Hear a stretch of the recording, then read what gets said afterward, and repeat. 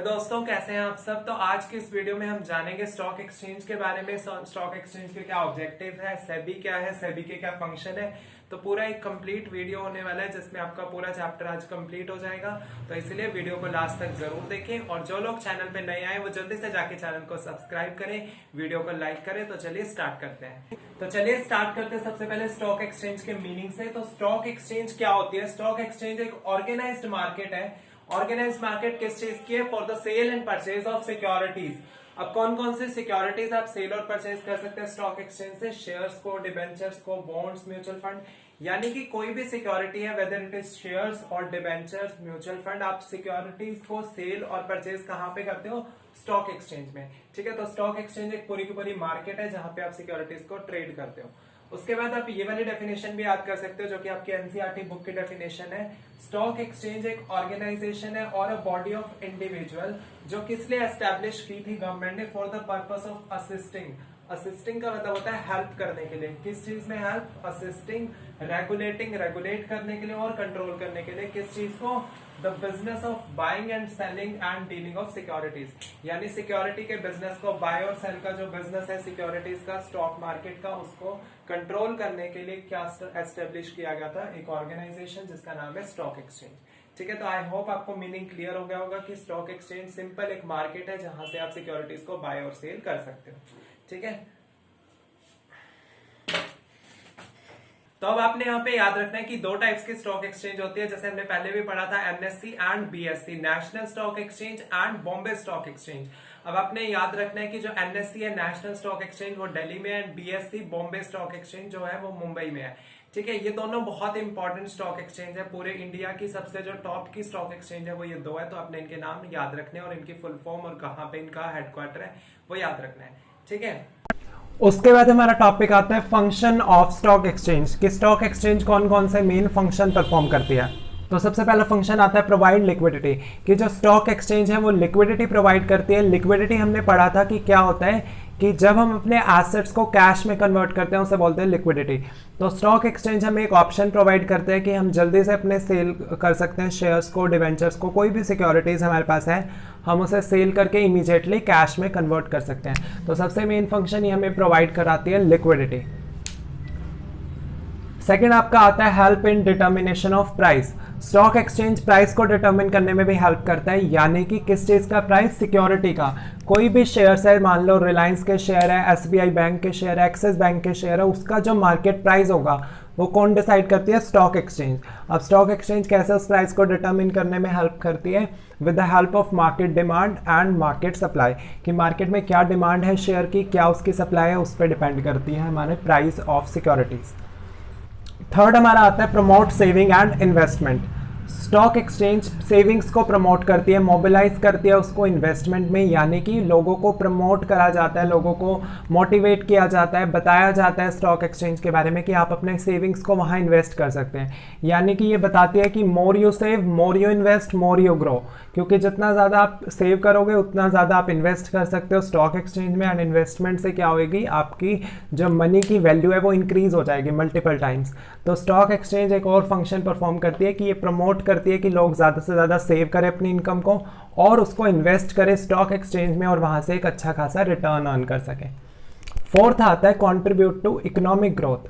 अब होता क्या है? स्टॉक एक्सचेंज एक तो आपकी इन्वेस्टमेंट सेविंग को मोबिलाइज कर रही है, उसके साथ साथ ये बहुत सारी एम्प्लॉयमेंट अपॉर्चुनिटी जनरेट करती है ब्रोकर के लिए, इन्वेस्टर्स के लिए, ठीक है, म्यूचुअल फंड कंपनीज के लिए। तो इससे क्या हो रहा है कि जीडीपी ग्रोथ हमारी बढ़ जाती है, जिससे इकोनॉमिकल ग्रोथ आती है, इकोनॉमिक ग्रोथ आती है हमारी, बेसिकली कि हमारी इकोनॉमी, हमारी जो कंट्री है वो ग्रो करने लग जाती है with the help of stock exchange, क्योंकि जितनी ज़्यादा इन्वेस्टमेंट होगी उतनी ज़्यादा इकोनॉमिक ग्रोथ होगी। ठीक है, लास्ट में हमारा पॉइंट आता है सेफ्टी ऑफ ट्रांजैक्शन। ये भी बहुत इंपॉर्टेंट फंक्शन है स्टॉक एक्सचेंज का कि जितनी भी हमारी ट्रांजैक्शन होती है स्टॉक एक्सचेंज में उसकी सेफ्टी मेंटेन रहती है, यानी कि आप कोई भी पैसे उसमें इन्वेस्ट कर रहे हो तो वो आपका सेफ रहेगा, कहीं फ्रॉड में नहीं फंसेगा। ठीक है। आप इसको इस तरीके से समझ सकते हो कि बाय चांस आपने ऑनलाइन शेयर्स परचेज किए, ठीक है, मान लो आपके अमाउंट डिडक्ट हो गई बैंक अकाउंट से, बट आपको शेयर अलॉट नहीं हुआ, तो क्या होगा, विद इन 1 to 2 आवर आपको रिफंड आ जाएगा। यानी कि आपकी जितनी भी ट्रांजेक्शन है वो सेफ है, आपकी कहीं मनी लॉस्ट नहीं होगी, ना आपके साथ कुछ फ्रॉडुलेंट ऐसा होगा कि आपने पैसे दिए कंपनी को शेयर्स खरीदने के लिए और वो पैसे लेके भाग गई कंपनी। तो आपकी सेफ्टी मेंटेन रखती है स्टॉक एक्सचेंज, ठीक है।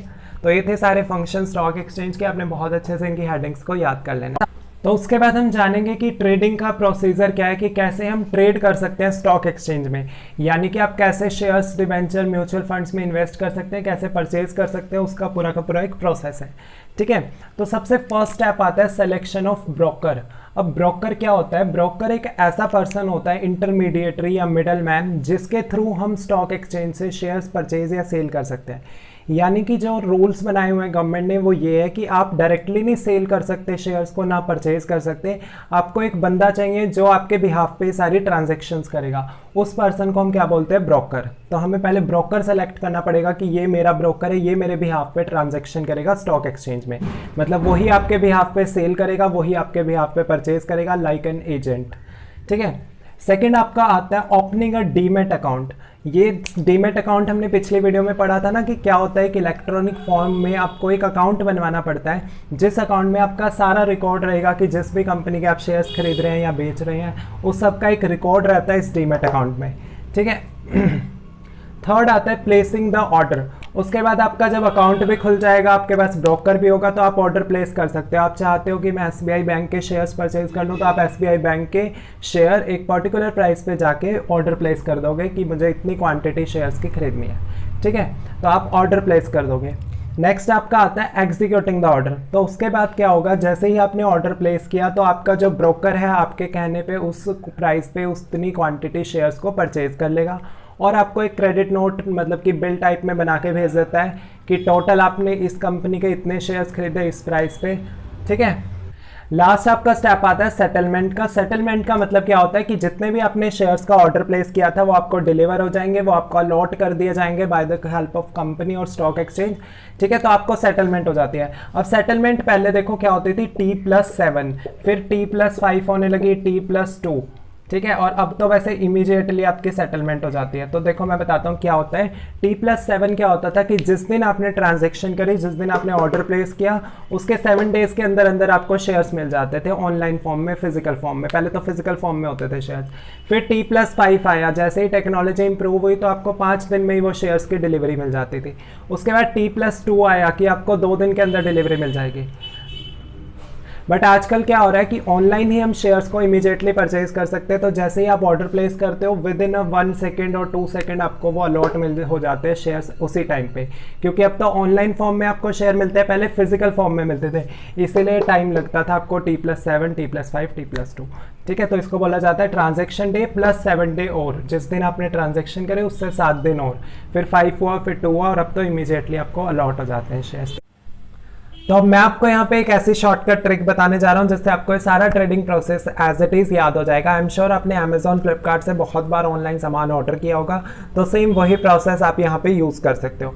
सबसे पहले क्या होता है, हम अपना ब्रोकर सेलेक्ट करते हैं। तो यहाँ पे ब्रोकर आप समझ लो अमेजॉन, फ्लिपकार्ट आपके लिए ब्रोकर हो गए।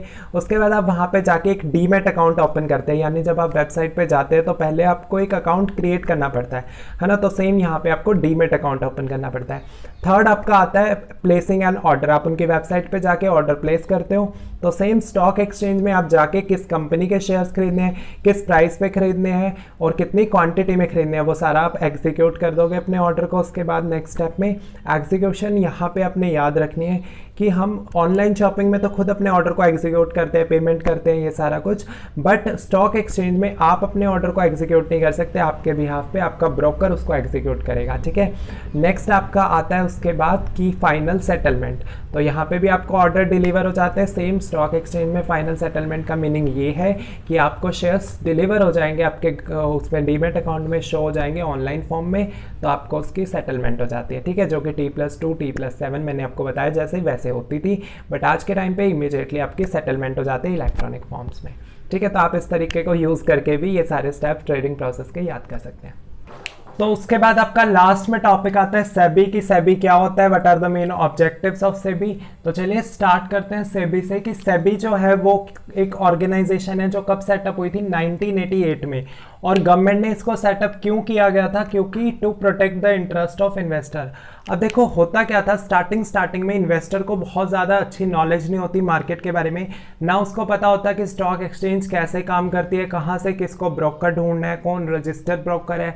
तो होता क्या था कि इन्वेस्टर बिल्कुल नया होता है इस चीज़ में। जब भी आप इन्वेस्टमेंट करने जाओगे, जैसे मान लो आप अभी स्टूडेंट हो, कल को आप अर्न करोगे और आप स्टॉक एक्सचेंज में जब एंटर करोगे तो आपको पता नहीं चलेगा कि कौन सी कंपनी के शेयर्स मुझे परचेज करने चाहिए, कौन सी कंपनी ग्रो करेगी। तो बहुत सारी प्रॉब्लम्स होती है इन्वेस्टर के लिए, सब कुछ नया होता है। तो उस केस में क्या होता था कि इन्वेस्टर को कोई भी कंपनी बेवकूफ़ बना देती थी, कोई भी ब्रोकर उसको कुछ भी कह के किसी भी कंपनी के शेयर्स परचेज करवा देता था, जिससे क्या होता था कि इन्वेस्टर के सारे इन्वेस्टमेंट डूब जाती थी, उसके पैसे लेके कंपनी भाग जाती थी। बट 1988 में गवर्नमेंट ने जब सेबी को एस्टैब्लिश कर दिया, तो सेबी का काम था कि उसने ये देखना कि कोई कंपनी फ्रॉड तो नहीं कर रही, इन्वेस्टर को पूरी की पूरी प्रोटेक्शन देता सेबी, ठीक है। उसके बाद आपको याद रखना है कि later on it become a statutory body in the year 1992 में इसको एक स्टैट्यूटरी बॉडी डिक्लेयर कर दिया। स्टैट्यूटरी बॉडी क्या होता है कि जो अपना इंडिविजुअल डिसीजन ले सकती है without the interference of government, ये मतलब अपना अलग से खुद का डिसीजन ले सकती है। पार्लियामेंट ने इसको स्टैट्यूटरी बॉडी डिक्लेयर किया था with the act known as security and exchange board of India. 1992 में ये एक्ट पास हुआ था, जिससे ये सेबी क्या बन गई, एक स्टैट्यूटरी बॉडी। उसके बाद आपके आते हैं ऑब्जेक्टिव। तो सबसे पहला ऑब्जेक्टिव आता है protect the right and interest of investor. तो सबसे मेन ऑब्जेक्टिव सेबी का यही है कि इंटरेस्ट को प्रोटेक्ट करके रखना है इन्वेस्टर को, ठीक है। इन्वेस्टर को प्रोटेक्शन देनी है, उसके इंटरेस्ट को प्रोटेक्ट करना, यानी कि उसके इन्वेस्टमेंट की सेफ्टी मेंटेन रखना, उसको फ्रॉड से बचाना, ये सारा सबसे मेन ऑब्जेक्टिव है सेबी का। सेकंड आता है promote healthy growth in the market, यानी सेबी ये चाहता है कि स्टॉक मार्केट ग्रो तो करे बट उसमें हेल्दी ग्रोथ हो, यानी कि उसमें ऐसा ना हो कि लोग जानबूझ के प्राइस को स्पेकुलेशन के लिए इंक्रीज कर रहे हैं, डिमांड फेक डिमांड क्रिएट कर रहे हैं, फेक सप्लाई क्रिएट हो रही है। यानी कि वो चाहती है कि मार्केट ग्रो कर रही है बट वो एक हेल्दी रेट से करे, उसमें हेल्दी कंपटीशन हो। ऐसा ना हो कि हम कुछ फ्रॉडुलेंट एक्टिविटीज़ के थ्रू, ब्लैक मार्केटिंग के थ्रू, इनसाइडर ट्रेडिंग्स के थ्रू मार्केट को अफेक्ट कर रहे हैं, ठीक है। थर्ड आता है regulate stock exchange. Stock market या स्टॉक एक्सचेंज को रेगुलेट करने का भी काम किसका होता है, सेबी का। उसको चलाना, उसके लिए रूल्स रेगुलेशन बनाना, कंट्रोल करना कौन करती है, सेबी। फोर्थ पॉइंट आपका आता है prevent malpractices in the market. Malpractices के एग्जांपल आते हैं ब्लैक मार्केटिंग, आई थिंक सबको पता होगा ब्लैक मार्केटिंग के बारे में, बट एक नई टर्म भी आती है इनसाइडर ट्रेडिंग, जो अभी भी मैंने यूज़ की। ये पेपर में आता है कि इनसाइडर ट्रेडिंग क्या होता है। तो देखो क्या होती है इनसाइडर ट्रेडिंग। इनसाइडर ट्रेडिंग होती है कि जब कंपनी के अंदर के जो पर्सोनल होते हैं, लाइक उसके एम्प्लॉयज़ है, उसके मैनेजर है, उनको कंपनी के बारे में सारी डिटेल पता होती है कि कंपनी कब क्या डिसीजन ले रही है, क्या कंपनी की मीटिंग्स में डिसीजन हुआ। तो अगर वो इन्फॉर्मेशन वो किसी थर्ड पार्टी को लीक कर देते हैं, जिसके बिहाफ पे थर्ड पार्टी शेयर्स वगैरह सिक्योरिटीज़ परचेज करती है उस कंपनी की, उसको बोला जाता है इनसाइडर ट्रेडिंग। जैसे कि सपोज एक कंपनी है, ए कंपनी, उसके मैनेजर को पता है कि अगले 2 महीने में कंपनी के प्रॉफिट्स बहुत ज़्यादा इंक्रीज हो जाएंगे, बिकॉज जो कंपनी अब टेक्निक यूज़ कर रही है सेल प्रमोशन से, उससे सेल इंक्रीज होने वाली है।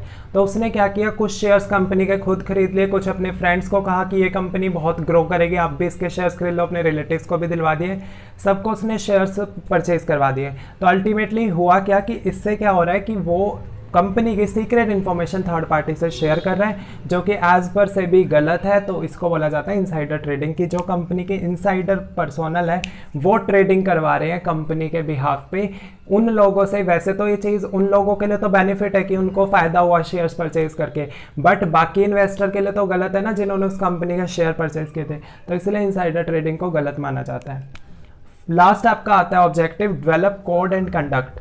जो सेबी है वो कोड एंड कंडक्ट भी बनाता है। कोड ऑफ कंडक्ट होता है रूल्स एंड रेगुलेशन बनाता है, किसके लिए, ब्रोकर्स के लिए, मर्चेंट बैंकर्स के लिए, या जो भी पार्टी स्टॉक एक्सचेंज में एंटर कर रही है उन सब के लिए रूल्स एंड रेगुलेशन कौन बनाता है, सेबी। आपने शायद सुना होगा अंडर राइटर्स का नाम, तो उसके लिए भी rules regulation, mutual funds company, तो इन सब के लिए रूल्स रेगुलेशन कौन बनाती है, सेबी। और वो इन्हें स्ट्रिक्टली फॉलो करने होते हैं, नहीं तो सेबी उन पर पेनल्टी भी इम्पोज कर सकती है, उस कंपनी का लाइसेंस कैंसिल कर सकती है।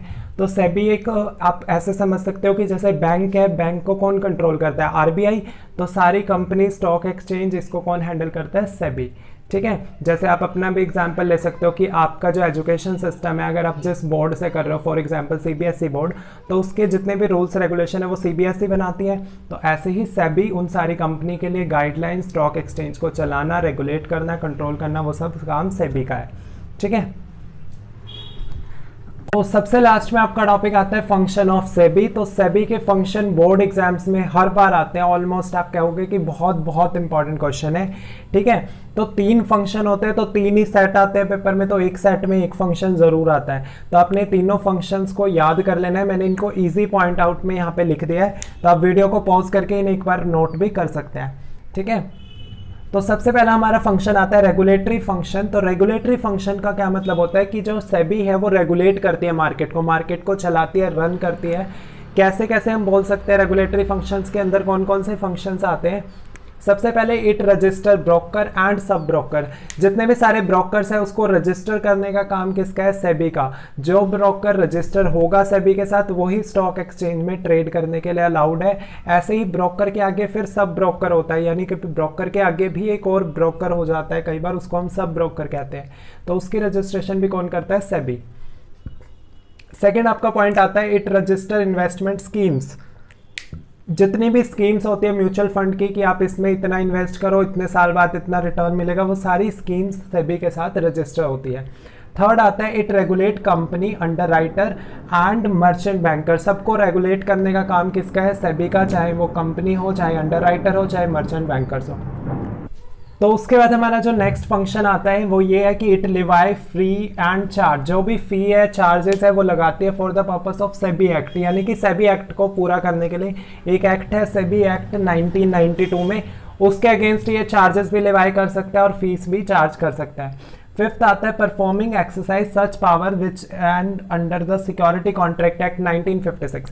1956 के सिक्योरिटी कॉन्ट्रैक्ट एक्ट में जो भी राइट्स वगैरह है वो भी सेबी के फंक्शंस हैं।